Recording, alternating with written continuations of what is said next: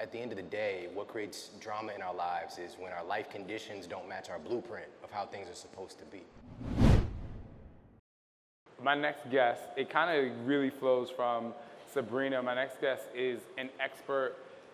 I don't want to say like an expert on food, but I think he's an expert on the fuel and nutrition that you can give your life. And it just happens to start with the things that you put in your body. He's the host of the Model Health Show. He is one of the calmest people I've ever met, but I probably wouldn't mess with him. But he's just like super just knowledgeable about life, even keel. And I think that you all are gonna really enjoy this talk. We're gonna dive deep into food. But before that, I'm gonna let my man, Shawn Stevenson, come to the stage and motivate us. So, all right. I will say this. I was introduced to him through Darren and Danielle, who you guys, a lot of you know Darren and Danielle Natoni, are really good friends of mine, and they were like, oh my gosh, you have to go be on Shawn's podcast, you're gonna love him. It was like immediately bro love at first sight. So thank you for having me out. And we just spent the weekend with Shawn and his wife, Ann, who are absolutely incredible and amazing people. And I just thank you for being here today and giving us your time. Man. Give it up for Shawn, everybody. So we're ending the last section of this podcast, the attack of the two Shawns. That's what I like. Let's go. It's Shawn and Shawn. And first, can I reiterate the fact that not everybody wants a super skinny model? Where's my thick wife at? Hey, stand up, Ann. Don't be hiding. And it was her birthday a couple days ago. New Year's baby. Because when you said the hips with the carrying the babies, I was like, she got that. Yeah, like what is your, you know, I know we will talk a lot about food and all of the expert and things you write and articles you read. I mean, you research a lot, but just like in general, the human body, like what is your thought on that? Because, you know, a lot of people eat to lose. Some people come to you to get skinny, or they want to eat because they want to lose weight. What is your outlook on the human body? Yeah, I mean, I'm obsessed with the human body. Not to the degree like I'm dreaming about, like my man, Dr. LME. He's dreaming about shoulders. The wet dream shoulders. Oh, but, man, I mean, this is something that I constantly think about. And what I've come to learn, and I've been in this field for almost 20 years, and I know that we're all different and we're all very special and unique. And if you look even back thousands of years at the documentation that we have as far as weight loss, treatment for disease and different things, there's noted in like Ayurvedic medicine, for example, there's different body types. And this is just how it is. You know, there's different constitutions. If anybody's familiar with like Ayurvedic medicine in here, but there's like Vata and Kapha. But then here we have like the mesomorph and the endomorph. And so we're all different. But when we strive to try to be something we're not, that creates a lot of struggle. And I think that at the end of the day, what creates drama in our lives is when our life conditions don't match our blueprint of how things are supposed to be. You know, so we want to try to get to a place where our blueprint matches up with that life condition, you know. And the greatest thing is, and what I really talk about in the Model Health Show, is creating your own model of what that looks like and knowing that that model is the shit. Hey, yes, come through. So everybody just kind of in your mind, just be like, I'm the shit, yo. Like, it's fine. You have to love yourself. Like RuPaul says, if you don't love yourself, how the hell are you gonna love somebody else? Facts. What was your motivation for getting involved in the anatomy of food? Oh, man. You know, for many people, it's in your own struggle, you know, trying to figure stuff out. I thought I was gonna play football. You know, I was a neighborhood legend. And a neighborhood legend. And so, you know, I was playing football. I was doing phenomenal. I ran a 4.5 40-yard dash, which is like NFL time. I was just 15.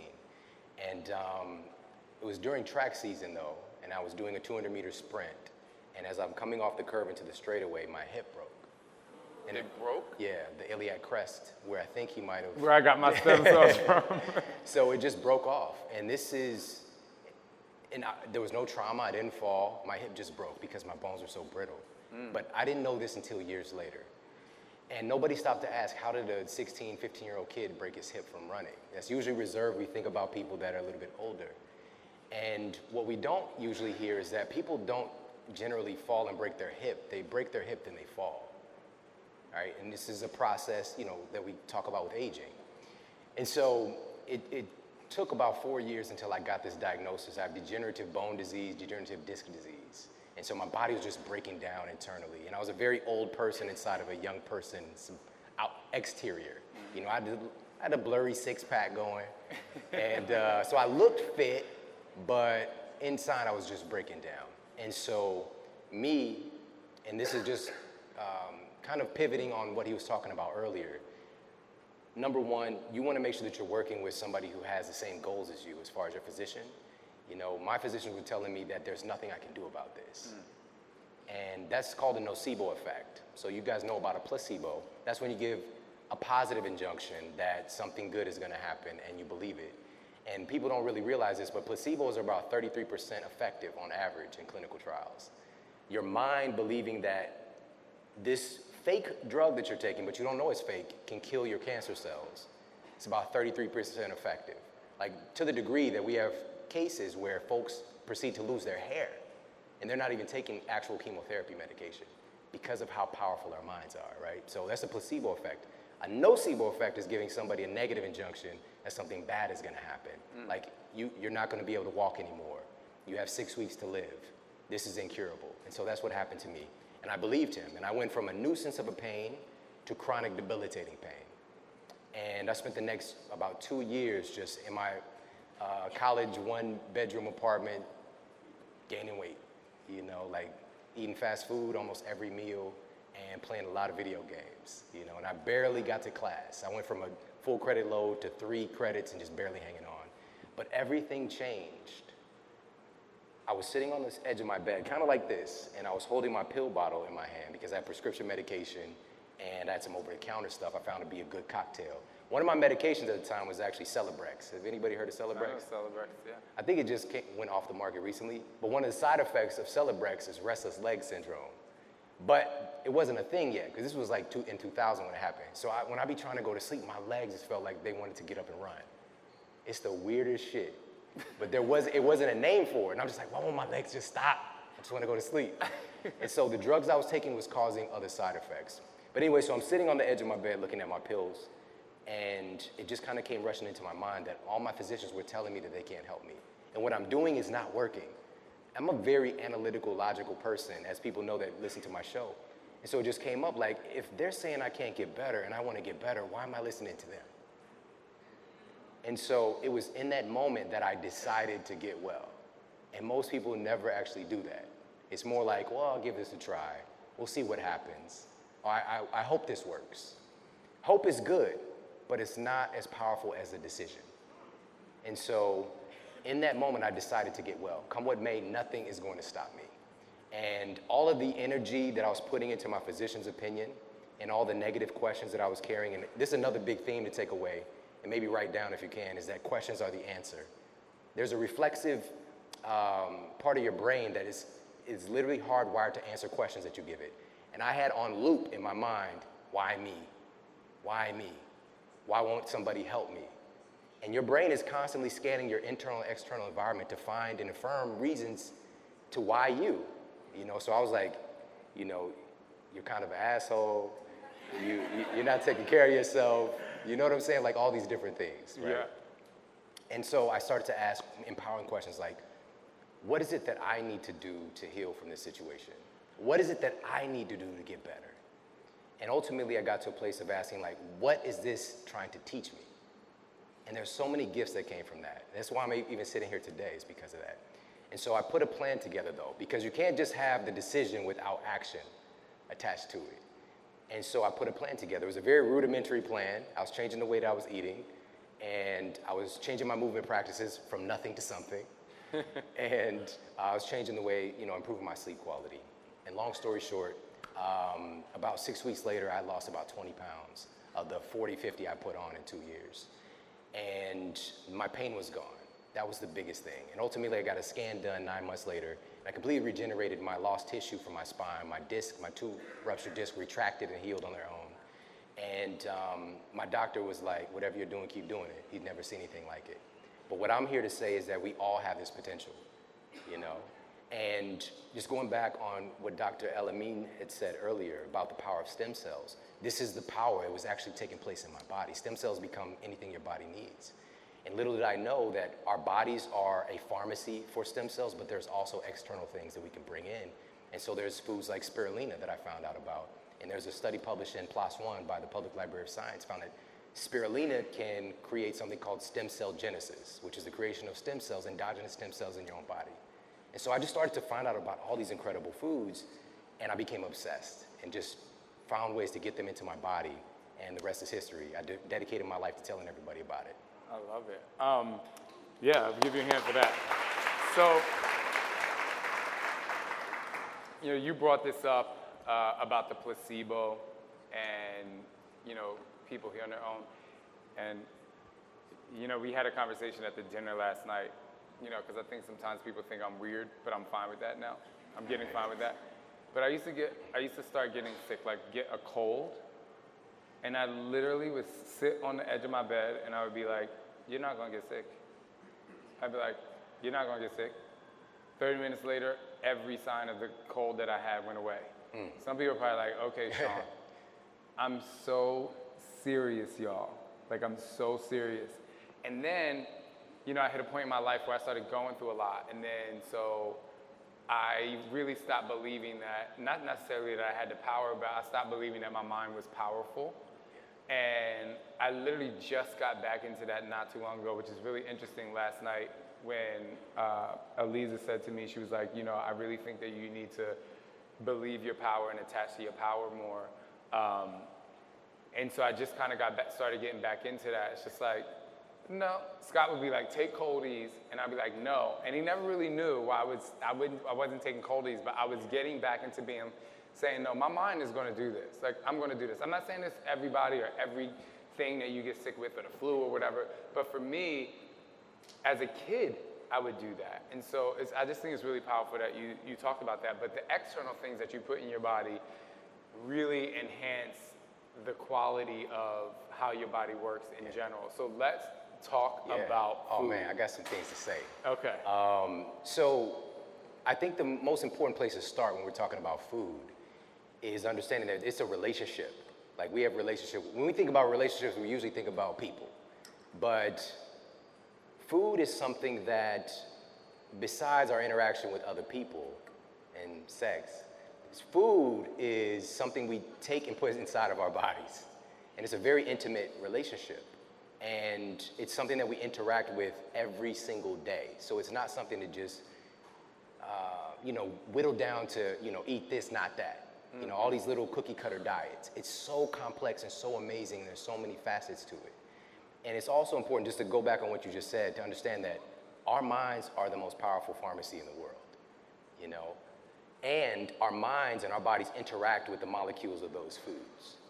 And so part of this in taking control of how we're interacting with our food starts with, for me, especially today when we have so much crazy stuff going on, so much external noise, so many opportunities to eat, I found that the greatest bridge for people is to understand their bodies a little bit more and to give that belief legs. So there's a certain type of food that you want to choose to eat, but you find it hard. It's because we don't have enough legs to those beliefs to where it's just who you are. I just eat this way because it's who I am. And so if I can teach for a little bit. You can. I want to start with talking about fat, you know? Yes. So fat is, for me, I don't think we value it enough, because when we hear fat, we think like, I'm trying to terminate this shit. Instead of understanding like, fat is something that's literally keeping you alive, but there's different types of fat. And so when we're talking about the fat that we're trying to eliminate, there's two camps that this is falling into generally. We're looking at visceral fat and subcutaneous fat, all right? So subcutaneous fat is the fat that's kind of just right under your skin, all right? And we all need this subcutaneous fat. It's kind of like a translation point between your environment and your internal world. There's so many nerves and blood vessels flowing through that subcutaneous fat that gives information about how you feel and how you're connecting with your environment, all right? So it's super important. Women tend to carry more subcutaneous fat, makes you a little thicker, all right? Now, visceral fat, this is what we call, it's also known as omentum fat, which the translation for that, if we're looking back at the Greek, it means fatty apron. So this is the fat we tend to carry around our bellies. There is subcutaneous fat here, but visceral fat is like the fat that's around your organs, around your liver, around your digestive system, all right? This is where we get this, quote, belly fat, but it's a little bit harder. Like it's, you know, like some people will have a beer belly and it's a little bit firmer to the touch. And so visceral fat tends to develop more in men, tend to carry more visceral fat, a little bit more. We all have both, all right? So those are the two main types. And we'll come back and talk about these in a minute, how to target them. The third type that I hardly ever hear anybody talk about is called intramuscular fat, all right? So if you think about this, if you want to get a picture on what it looks like, if you think about a steak, like a marbling of a steak, it has those little the marbling to it, you like that too inside. That fat is intramuscular fat, and that fat is usually used for on-site use for your muscles while you're working out, doing my man's stuff, all right? So it's kind of important. Then we have other types of fat that we're just now talking about in popular culture, which is brown fat. Who's heard of brown fat? All right. Wow, there's a lot of people who haven't heard of brown fat. All right, so brown fat is a type of fat that actually burns fat, all right? And the issue with this is that you only have a little bit, okay? It's usually kind of right around your neck area, your shoulder area, and a little bit on your spine. And so brown fat works like, kind of like muscle in that it burns fat. And the reason that it's brown is so it's dense in mitochondria, all right? Now we're gonna come back to mitochondria because I'm gonna tell you exactly how your body burns fat for fuel in just a moment, okay? It happens in your mitochondria, okay? This is where fat actually gets burned. And that's the shit that really bothers me, is that we hear about all these diets, but nobody knows how does your body actually burn fat. Where does it go? There's a lot of fat release in this room probably today, but where does it go? Does it go to another universe? Is it shit in the air? Am I breathing your fat? We don't know. And so if you get educated on this stuff and you really learn about it, it's so empowering, right? So we got brown fat, then we got another kind of fat. Does anybody know what it is by chance? It starts with a B as well. What's that? Black fat? Ooh. Close. It's another color. It's beige fat, all right? And so beige fat is really interesting because in the stem cell precursors, it's a different type of fat than subcutaneous fat, and it's a different type of fat than brown fat, but it has the ability to become each, okay? And depending on your lifestyle, you can push the beige fat cells, you can make them get a little tan, or you can make them turn into the white adipose tissue, which is a subcutaneous, okay? So those are the different types of fat, all right? So now we know what we're dealing with. And when we're talking about targeting fat, we gotta understand, we're not trying to get rid of all of your fat. Your fat is keeping you alive. Every single cell, you have trillions of cells, is protected by a fatty membrane. And if you lose that fat, you turn into a little pile of Shaun T soup, right? So the two we're targeting, subcutaneous and visceral fat, all right? So where does this visceral fat come from? It generally comes from an overproduction or overactivity of insulin storage process, all right, to make it super simple. And it's usually driven by excess carbohydrate intake, all right? Now, we can still have carbs, but we all have a carbohydrate tipping point where we make this process turn on a little bit faster, a little bit more, okay? So, just to go back really quickly and then I'll pass it back to my man because I'm taking over here. No, go, I'm here for it. When I said earlier about where does your fat go, do you want me to tell you actually where it goes? Okay. This is crazy. So this was published in BMJ, the British Medical Journal. What they did was they looked at the pathway of fat as it's being burned in the body and moving out of the body. And so what they discovered was 10 kilograms of fat in its processing ended up, well, when we're talking about fat, what does this actually mean? So you've got a fat cell, right? And when you're born, most of your fat cells are already there. They just get bigger or they get smaller, okay? And so we're not actually killing fat cells very often. That's not really a thing. But your fat cells get bigger because they're getting packed with something called triglycerides. Who's heard of triglycerides before? That should be most of us. So tri means three, so these 3 fatty acid molecules in a glyceride molecule as well. So it's getting filled with these triglycerides. What we're trying to do is open that cell and burn that shit, okay? Burn what's inside here, burn these triglycerides. This process happens through beta oxidation and some other things. But basically, it's sent to your mitochondria, which are the energy power plants in your cells, and it's burned, okay? But now when it burns, where does it go? So what they found was that when they traced the activity of the fat getting burned, 84% of it was burned through, and oh, I can't leave this out, just for the nerds. So that triglyceride is made of, we're all made of just atoms, we're just chemicals. Hydrogen, oxygen, and carbon. 84% of the fat we burn is eliminated as carbon dioxide. We breathe it out. All right? So we think that sweating is how we're losing a lot of fat. It is true. 16% is through the elimination of fluids, but this is also urine, seminal fluid. All right? You losing a little bit of weight when you release your fluids.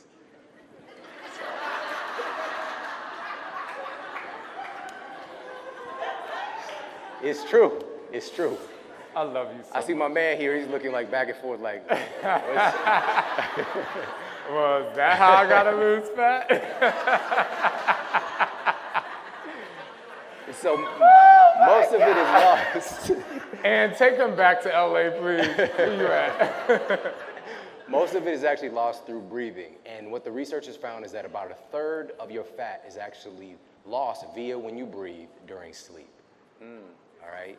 So we think all of this work we're doing when we're awake is the secret, but it's a combination of all of these things, and it's living a holistic life, all right? So that's how your body actually uses the fat that we're trying to get rid of, all right? So we want to support these processes and do it through the use of great food, great sleep, and movement practices like what my man teaches. Yeah, so it's interesting because I have a course that I just released that most people in here who are doing my STAG program is called The Mood for Food. And I don't give a diet. You know, I do intermittent fasting every day, at almost like I would say 98% of the time, unless there's a really great breakfast place around. And so in the first module, you know, it doesn't talk about a lot of the science. If you guys want really good science, go to Shawn. But it talks about just like the motivation and the energy and the fuel and just how food makes you feel in general. And so I just want you to touch on that for a second because, you know, again, and I tell people what they eat, but let's talk about like what happens when someone, you know, you give them this information, like everyone's heard, you know, you make good choices, you work out, you make good food choices, you sleep really well, you're burning more fat. But where's the motivation come to stick to that? Like how, because mentally, people are like, I'm going to do this for a little bit, and then they stop. Where's the motivation come to stick to that? Yeah, and you know this too, everybody's unique. We all have a unique pathway to the goal. And so, but there are some general things that seem to be a consistency for many people. I think part of it is how you train your brain. Like you were talking about earlier, in training your brain to say, I'm fine too, you know? Like it's a process. And so we have to train our brain to acknowledge results. And that's an issue, especially if the number one driving force of the human psyche, the number one driving force of your mind is to stay congruent with the ideas you carry about yourself. And so if you believe yourself to be this certain person, I'm this kind of person, every action you take is going to help to affirm that thing. And if you do something outside, you do an action that's not in alignment with the psyche, the opinion you have of yourself, it creates discomfort. And we are also driven as human beings, we're hardwired to move back to comfort. You know, comfort feels good, but we're also driven to be more. And this has helped human evolution, you know, because we can't just sit still. We have to grow. We have to take care of our family. We have to see what the potential is that we all have. And so for me, a big part of that is getting some wins and acknowledging the wins too. You know, a lot of times, even if we start getting wins, how many people you might see a picture of yourself. Maybe you know been doing Shawn's program and you lost 5 pounds, but you just feel like, you know, I should have lost 10. But then you see your picture and you're like, oh shit, I didn't know I made this kind of transformation, right? You have to understand these objective measurements, and that's a whole other conversation. But objective measurements are really important for me because it's going to be different for different people what your brain is operating on as far as like, oh, this is working, right? Because we need feedback that something is working. So that's number one. Number two, for me, and this is a huge thing, 2020 for me, we just talked about this on the live, 2020 is all about relationships. You need support and accountability. Like doing this stuff on your own is just really setting yourself up for failure. You know, it's possible. I did a lot of stuff by myself when I was going through my healing process, you know, personally. But if I look back on it, man, there were so many critical people that helped me along that journey. You know, so being at an event like this is absolutely priceless. And it's not just because of spending time with us, it's the people in this room that you get to connect with. And these are your family here, you know. And once you have a fit fam, like in real life, it's incredible, you know, because you get to see it. There's also these, has anybody here heard of mirror neurons? Okay, cool. So there are certain cells that are in our brain, we call them mirror neurons. And what they're doing is they're always kind of running a simulation of anything that you're experiencing. So whatever you're listening to, whatever you're watching, your brain is running, these mirror neurons is running a simulation as if you are doing the thing. So as everybody in here is watching me talk, there's cells in your brain simulating you doing this thing. And you wonder, like, is that really true? This is why we feel stuff. Like when we're watching a movie, it's just a fucking movie. These are actors, but we feel emotional. My wife was just crying on the way over here on the plane. Crying, and it's just actors on a set. It's because of these mirror neurons, all right? And so this is going on whether you understand it, whether you believe it or not. And the more that you are around and exposed to certain messages, your brain is being, what we say in our field is that neurons that fire together wire together. You're literally creating new wiring in your brain the more that you're exposing yourself to certain messages. So for me, 2020, get yourself in empowering relationships, you know, and also this doesn't mean that you have to ghost whoever, because everybody in here knows, like, there's some people in your life, you know who they are, they got bad vibes. And if you don't know that person, it's you. All right? So everybody knows who that person is, or those people, and it's not just like, you know, I'm not messing with them anymore. It's more like, you know what, I love them from afar. Right? I'll love you from over here. We can still go and kick it, do that other thing we do, like we like to go skate together. But we're not about to hang out and go to the club and whatever else, all right? So you can compartmentalize. So 2020 is about relationships and compartmentalize that stuff, all right? So I hope that helps answer your question. It helps. That was a truth bomb.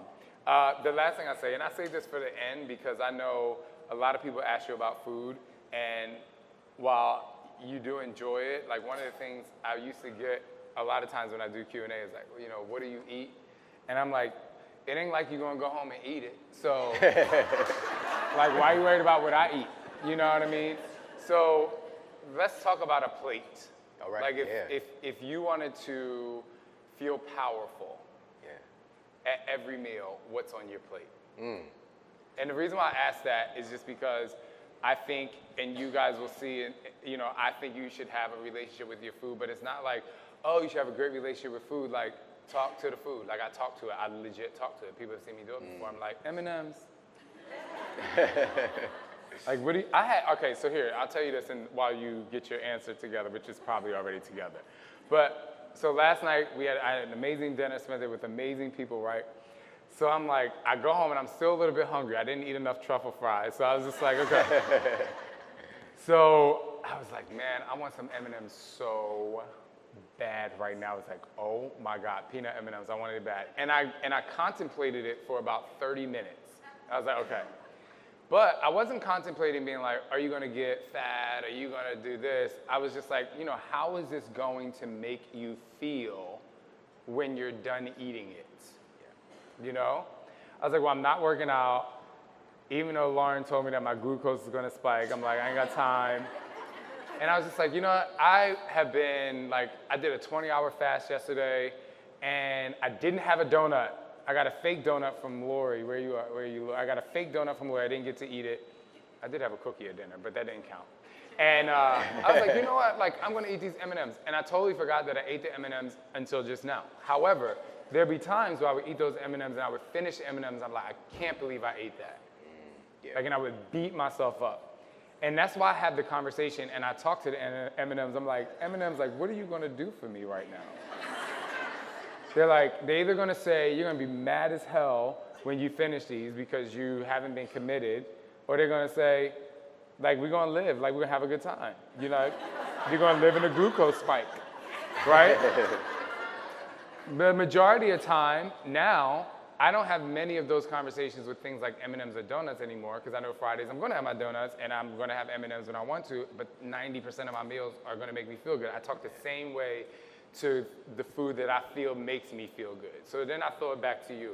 What is like a powerful, not just like how it fires in your body and gets to your cells, what does a powerful plate look like for you? Yeah, and just a quick caveat is that I'm very much in alignment. This is why we click, is that I'm a big proponent, what I call it for me is the 80+% rule. And so just making sure that 80+% of my food is based on real food that I can recognize where it comes from, right? And so this gets into a conversation, and this is where we started, about how does your body actually burn fat for fuel? And everybody's heard of the macros, right? What are the 3 macros? Basic. You know, this is basic stuff. Do y'all know how many calories are in each? No, I'm just kidding. Good. But what we don't hear, yes, 449. What we don't hear is that there's 2 other macronutrients that don't get a lot of respect, don't get a lot of love. Water is one. Who said that? Come through, John. Yeah, come through, man. So water is one, and alcohol is the other. We don't really think about alcohol as even counting a lot of times, kind of like that cookie you had, right? Shade. But your body does something really interesting with alcohol. It actually shuts down the process of this kind of burning fat for fuel, and it immediately uses those alcohol calories first. It takes a priority when it comes into your system. So these are all macronutrients. But the 3 we're talking about in the context of food, this is huge, what I'm going to share with you. Your body processes each one of these a little bit differently. These are all important, but I think a big problem is that I went to a traditional university, is that we've created these into a religion. And so now today, fat is like God. It's the big one. Everybody's like, you know, keto ended up and, you know, whatever, which is, it works for some people at some times. It just depends. I'm not saying that it's not a valuable system. But before, it was carbohydrates was the king on the hill, right? But not a lot of people talk about protein. You know, it's like we swing in these camps, and protein's like Rodney Dangerfield, like, get no respect. That was good, right? That was pretty good. Oh my God. That was pretty good. So protein, what's so interesting about protein is protein has this very strong thermogenic effect. So your body burns more calories trying to process the protein you eat than anything else, all right?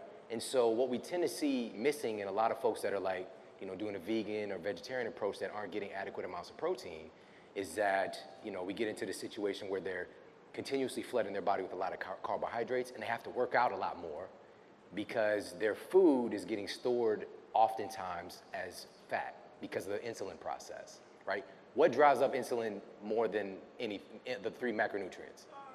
Carbohydrates, right? Proteins can do it too. It's a process called gluconeogenesis, and fat does it in a kind of roundabout way. But carbohydrates drive that process. And so what we all need to do, whether we're doing a vegan protocol, paleo, keto, whatever, is making sure that we're getting adequate amounts of protein for us. That can be a straight up game changer. Most people that I found, and this is a thing in our society, because of the headlines, we think that we're a protein obsessed culture and everybody's eating too much protein. But the data shows otherwise. The data shows that we're not getting enough. For some groups of people, like elderly folks, it's not even close to enough, all right? So for you, if you're looking at bumping up your protein, and there's different, I don't like these formulas because it depends on the person. But you know, you could be like 0.5 gram per pound of body weight, you know what I mean? But you can look at these different formulas, but I like the results process. You know, like for real, for me, it's like testing. Who here has breakfast each day? Who here thinks that they get in a nice amount of protein in their breakfast? Okay, let me see, what's your sources? Eggs? Eggs? Eggs. Shout out to eggs. Kodiak pancakes. What's that? Kodiak pancakes. Kodiak pancakes. It's carbs. You know that? Carbs with protein? I don't know. 14 grams in a little serving. What kind of, is it protein powder in the pancakes? Okay, Kodiak pancakes. Damn. I know Kodiak bears. Do you put syrup on it? Oh, okay. Yeah. Just asking. So the reason that I'm asking Getting the is, facts. even if you're getting in that 20 grams of protein to start the day, that might not be enough. You know, maybe if you bump it up to maybe 30 or maybe even 40, I know it sounds crazy to start your day, because in the research, what we're finding is that, and basically they did a study where they allow folks to either have a bagel or protein or eggs for breakfast. And the folks who ate the eggs for breakfast, and we're looking at, this could be anywhere from, you know, 15 to 30 grams of protein, burned more fat throughout the day, had a higher secretion of leptin and other satiety hormones, and they ended up losing more weight at the end of the study, significantly more weight, like 3 times more weight, you know? And I grew up, my professors were telling me eat a whole wheat bagel, right? Eat whole wheat cereal, okay? But again, those things, not that I can't have the bagel, but how you start your day really matters a lot. Right? There's this term that breakfast, you know, it's the, what is it, breakfast of champions? Mm-hmm. It's not Wheaties, that's marketing, you know what I mean? So just that one thing, maybe getting in some protein, maybe it's just a protein powder when you get up in the morning. You know, but again, all of this stuff is gonna depend on you. So I just wanna share that thermogenic effect with protein. Make sure you pay more attention to protein than what the media is talking about. The carbohydrates, mind your carbohydrate tipping point. So for me, my plate for breakfast, it might look like eggs, or you can turn the eggs into something sexy like an omelet or a chorizo breakfast scramble. You know, you can make it sexy. You know, put some avocado. Did you say avocado? A little fun fact about avocado. Avocado is a name that's used in South America, and it means testicle fruit. I don't know why this keeps coming up, but. And they grow on trees in pairs as well. They're great for your reproductive system. It's messy. So also in that breakfast meal, to get some high quality fats, or any meal. So this is my ideal plate, is a high quality source of protein, whole food protein ideally. High quality fats, which there's some fats in the eggs, but also things like avocado, it could be some nuts and seeds. Nuts in the data, it's just crazy to me. They have some of the most thermogenic activity. Like just eating 300 calories of almonds, you're gonna burn like 140 of that just digesting the almonds, right? And so, but then where's our carbohydrates at? Now, with the keto movement, we still know, even in the field of nutritional science, that your brain still has to run on some glucose. Your body can make it through gluconeogenesis, or you can get it from protein, which can make it. But there are certain parts of your brain that have to have glucose. Ketones can help run some processes, so you need some carbohydrates, even if you're doing keto. For the rest of us, carbohydrates are fun, all right? And I'm a big fan of fun. And so finding that amount of fun that you can get into your different foods. I'm a big fan of having the carbohydrates later in the day. We think we get in the morning and we can burn it off, right? But that's not really how it works, because you're setting up your metabolism for the day when you have carbohydrates in the morning to be running from behind, if that makes sense, all right? Because you're gonna encourage, the great thing about carbohydrates, here's why we love them so much, that people don't really tell you, is that you start to produce serotonin when you eat carbohydrates, right? This feel-good neurotransmitter. That's why we like them, all right? This is just one of the reasons. And so if you just pull that out, I don't know if anybody's met somebody doing keto that's a bit of a dick.